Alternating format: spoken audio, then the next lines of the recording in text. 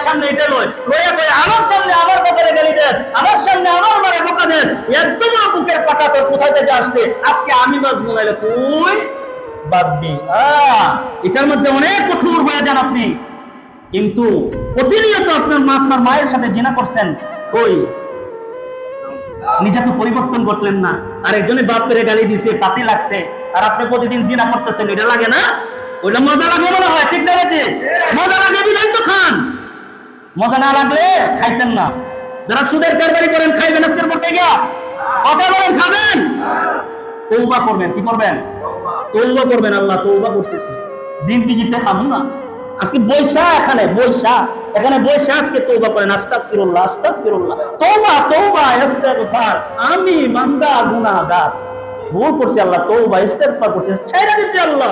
হুজুর বলছে তারপর তো আমি রাখ না, হুজুর আমার রাস্তা দেখায় দিছে, হুজুর আমার চোখ খুলে দিছে, আমি তো হুজুরকে ধন্যবাদ দেওয়ার কথা। আগে মানুষ কদম চুমা দিত, হাত ধরে চুমা দিয়ে বলতো তুমি আমার গুনাহের চোখ খুলে দিলা, তুমি আমার গুনাহ ধরাই দিলা, আমার ভুলটা তুমি ধরাই দিলা।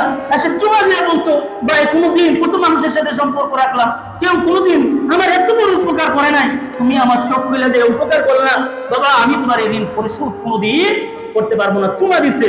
আর এখন হক কথা বললে হুজুরের রুমের মধ্যে যায় হুজুরের বিনা, হুজুরে দেওয়া, কথা বলা ঠিক না বেটি? হুজুরে যে কোনো একটা ঘটনা নারীর সাথে কেলেঙ্কারি বাজায়া হুজুরের মসজিদ থেকে বের করে দেয়, কথা বলা ঠিক না বেটি? হুজুরের দায়িত্ব কর্ম লাগবো, পদ্ধতি কি একটা তো লাগবো, কথা বলেন না? পদ্ধতিও একটা দরকার। মুসল্লি উপকার, পাগলা মুসল্লি খালি একবার নামাজ পড়ছে আর দৌড় মেরে দিছে। পাগলা মুসল্লি তো একদিন কোনোদিন তালাশ করলো না, একদিন তারাও রিপোর্ট করা সিস্টেম করে বুঝতো না আমি যে ইমামের পিছনে নামাজ পড়লাম আমার ইমাম সাহেব ঠিক আছে কিনা, তার উপরে কি কোনো রকমের তো কোনো বোঝা চাপিয়ে দিছে কিনা, এইটা কোনোদিন মুসল্লি খুঁজে নাই। এই সমস্ত মুসল্লিদের নামাজ ইমামের পিছনে পড়ে কোনো অধিকার রাখে না। খালি মসজিদে আইয়া খালি ইমাম সাহেবের পিছনে নামাজটা পড়ে গেলেন না, হাত আদায় গেছে, ফরজ আদায় করছি। হাসরের ময়দানে যে ইমামের সাথে উঠবেন খবর থাকে না? খবর নাই আপনার? আপনার ইমাম আপনাকে জান্নাতের পথ দেখাবে, আপনার ইমাম হাসরের ময়দানে আপনার নামে উঠবে, তোর খবর রাখেন কই আপনি?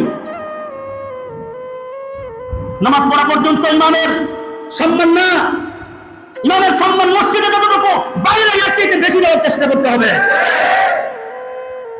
আপনার ইমাম আপনার রাস্তা দেখাইলো, আপনার ইমাম আপনাকে জান্নাতের পথ দেখাইলো, আপনার ইমাম আপনার সব গুনাহগুলো খুলে দিয়ে আপনাকে পবিত্র বানাইলো, সেই ইমামের পিছনে আপনি নামাজ পড়া আখিরাত কামাই করলেন। এই ইমামকে আপনারা দুশ্চিন্তাভাবে কইরা তাকে বাইর করে দেন। আপনারা একবার চিন্তা করেন না, তার সমালোচনা করেন। কার সমালোচনা করছি? আমি কি ইমামের সমালোচনা করছি নাকি আমার নিজের পায়ে নিজে কোরআন মারছি? আপনারা এটা স্মরণ রাখেন না, কথা বলেন ঠিক না বেঠিক?